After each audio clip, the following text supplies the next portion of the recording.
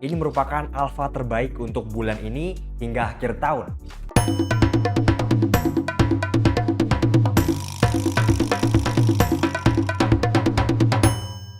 Halo semua, selamat malam, selamat datang di channel saya Pace Crypto. Hari ini saya akan sharing terkait beberapa alpha ataupun conviction terbaru saya. Sebetulnya ini merupakan update dari conviction saya sekitar 1 bulan yang lalu. Saya akan update beberapa naratif dan juga koin-koin di dalamnya. Mari kita masuk ke dalam videonya kawan-kawan.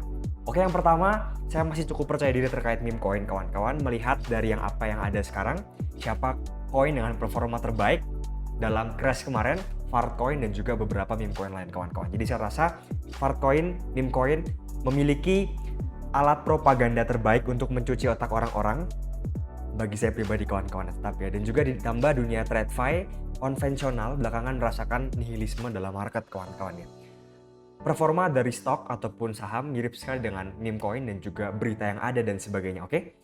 Oke, berikutnya ini merupakan dua narasi yang saya suka untuk meme coin belakangan ini. Yang pertama, blue chip yang sudah terbukti kekuatan meme dan juga komunitasnya kawan-kawannya. Jadi, Daily Runner dan juga Fartcoin terbukti bisa memuncaki mindshare. Kalau Anda tahu koin-koin seperti RFC misalnya dan juga Fartcoin sekarang dan koin-koin Cina sekarang masih memuncaki mindshare ketika tsunami datang kawan-kawan. Bersamaan dengan koin AI dan juga RWA. Saya tidak akan bias pada video kali ini. RWA juga memiliki performa yang baik kawan-kawan ketika crash ya. Oke, Hyperliquid juga masih memiliki mindshare yang sangat baik sekali. Oke, jadi yang pertama, safe haven untuk meme coin sekarang adalah Fartcoin. Betul-betul menguasai dunia meme coin sekarang kawan-kawan, membantai semua meme coin yang ada, kecuali Donald Trump. Oke, jadi sekarang semua meme coin yang sukses itu seputaran dengan Fartcoin, Betaplay, dan sebagainya. Berikutnya meme coin yang masih hidup ketika dibantai habis-habisan, seperti MOC dan juga SPX. Beberapa meme coin yang masih kuat sekarang cenderung banyak di Ethereum kawan-kawan ya. Oke, yang kedua, meme coin yang baru kawan-kawan, yang bagus dan juga baru lahir sekitar 2-4 bulan belakangan. Saya sangat-sangat mencari hal ini karena ini merupakan saat-saat tersulit bagi meme coin, dan ketika meme coin bangkit kembali nanti kawan-kawan, sekarang sudah terlihat sudah mulai bangkit lagi kawan-kawan ya. Banyak daily runner ke 50 juta sampai 100 juta kawan-kawan.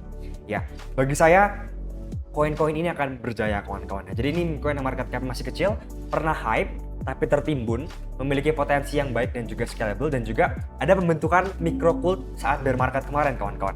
Yang pertama Batcoin, ini sebetulnya saya mention juga di bulan lalu kawan-kawan, di mana ini merupakan Fartcoin dengan logo komunitas Bitcoin dan juga OG. Jadi dia menjadi beta play dari dua koin ya, Fartcoin dan juga Bitcoin.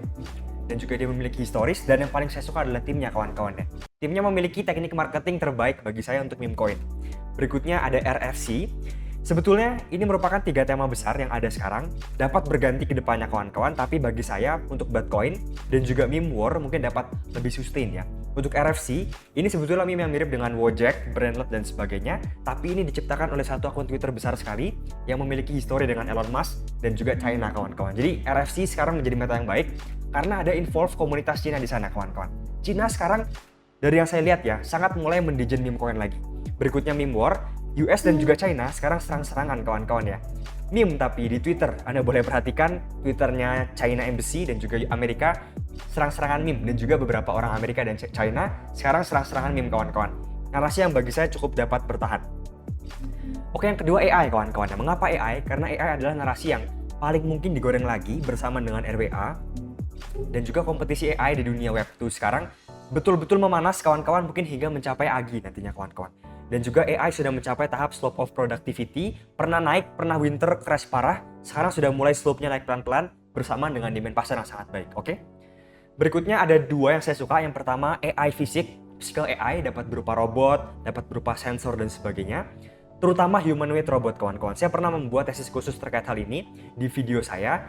Mungkin 1 dan juga 2 video terakhir kawan-kawan ya. Oke, jadi semua fokus bisnis perusahaan teknologi dan juga funding raksasa sekarang mengalir ke general purpose humanoid robot kawan-kawan. Robot dengan fungsi yang general, bukan yang spesifik kawan-kawan ya.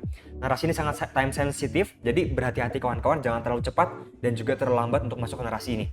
Ada 3 project, sebetulnya ada banyak project kawan-kawan, tapi banyak sekali yang vaporware bagi saya, sangat sulit sekali mencari yang real kawan-kawan untuk project robot ya. Yang pertama ada Ex Machina, ini masih dalam tahap auction ataupun pelelangan, koinnya bernama Deus dan belum keluar.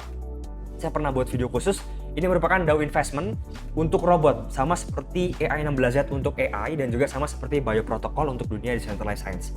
Yang kedua ada AGXXT, Ini merupakan semacam coding kawan-kawan, framework ya, untuk high level operator untuk robot kawan-kawan. Jadi ini bukan mengatur low level seperti sensor dan sebagainya, ini lebih ke perintah-perintah robot, berikutnya mensimplifikasi perintah robot dan sebagainya. Yang ketiga ada PIC kawan-kawan. Ini merupakan layer 1 untuk segala project fisik ya, mesin dan sebagainya. Yang kedua DePIN. Kenapa DePIN kawan-kawan? Karena physical AI fisik membutuhkan infrastruktur juga di dunia nyata kawan-kawan ya. Karena kan fisik ya, untuk memperoleh data dengan sensor misalnya dan sebagainya. Dan juga bagi saya pribadi, exposure terbaik project crypto robot ya, so far adalah DePIN kawan-kawan, ataupun physical infrastruktur ya, infrastruktur yang fisik. Karena project robotik sekarang banyak sekali yang scam, vaporware dan sebagainya. Untuk DePIN banyak sekali yang bagus kawan-kawan. Ada dua yang saya sangat pantau. Yang pertama Geodt.net, yang kedua adalah Grash. Yang lebih dekat dengan robot adalah Geodt.net kawan-kawan, karena dia dapat mendapatkan data lokasi yang super akurat dengan latensi yang sangat rendah sekali. Bahkan akurasinya jauh lebih mantap lagi dibandingkan dengan banyak sensor, dan juga latensinya lebih cepat dibandingkan dengan banyak sensor. Bahkan beberapa fund besar seperti FunX dan juga banyak yang lainnya banyak menulis artikel terkait Geodt ini kawan-kawan. Saya pribadi sangat bullish sekali ke Geodt ini, walaupun tokenomicsnya so-so kawan-kawan ya. Inflasi juga so-so kawan-kawan, tidak terlalu buruk sebetulnya. Yang kedua Grash, ini memanfaatkan bandwidth internet yang tidak terpakai, sudah banyak orang yang menggunakannya sekarang. Oke, untuk dua project ini saya lebih suka Geodt kawan-kawan, karena belakangan ini dia menunjukkan fokusnya menuju humanoid robot ya. Ini bagi saya besar sekali, nantinya datanya akan disinkronasi dengan LiDAR dan sebagainya. Oke, berikutnya Hyperliquid kawan-kawan ya. Saya kemarin tidak membahas Hyperliquid ketika harganya $20, $30 karena bagi saya terlalu overhype banget, dan juga orang-orang masih mendapatkan airdropnya secara fresh. Sekarang bagi saya distribusi lebih baik at least, dan juga revenue stabil, demand stabil dan sebagainya. Jadi ini merupakan perp DEX kawan-kawan, exchange dan juga stablecoin, merupakan bisnis model tersustain dengan margin terbesar di dunia kripto. Tether, Circle untuk stablecoin, untuk exchange ada Binance, ada OKX. Banyak sekali kawan-kawan Binance dengan profit raksasa kawan-kawan. Hyperliquid adalah ancaman bagi semua transaksinya ini, dan juga menunjukkan demand yang konsisten dan juga profit yang konsisten kawan-kawan, dan juga battle tested ya.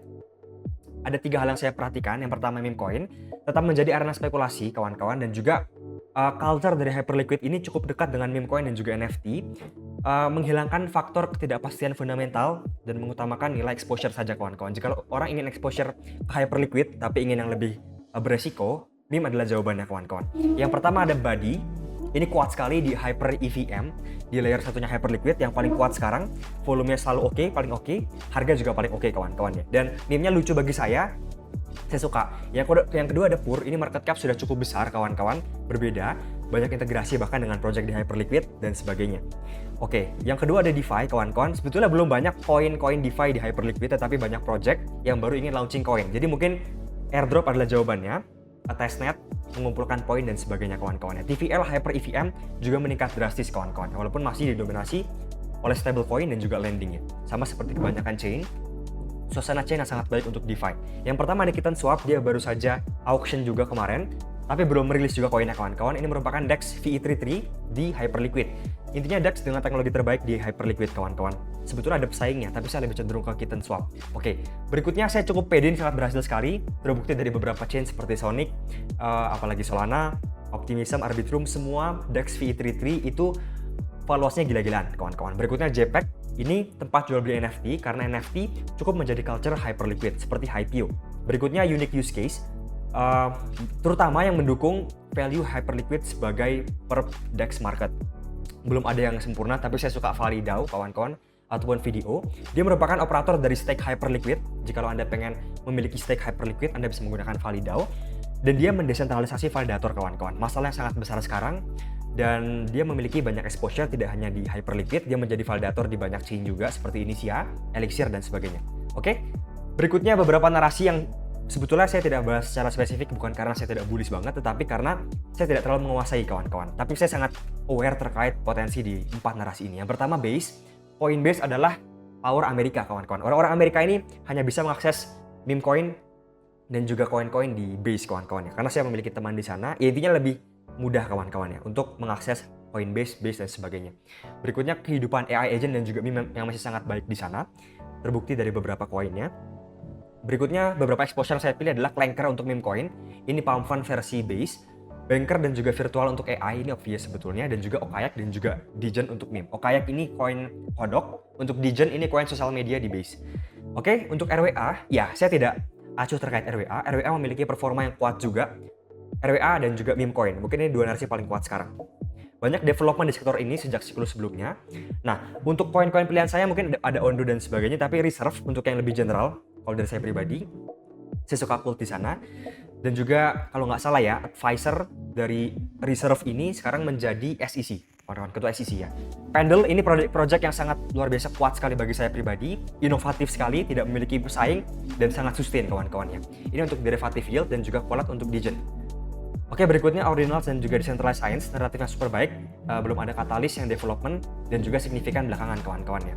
Oke, track untuk Ordinals dan juga Zeus untuk Degen. Ini untuk akses Bitcoin di Solana, GBTC kawan-kawannya.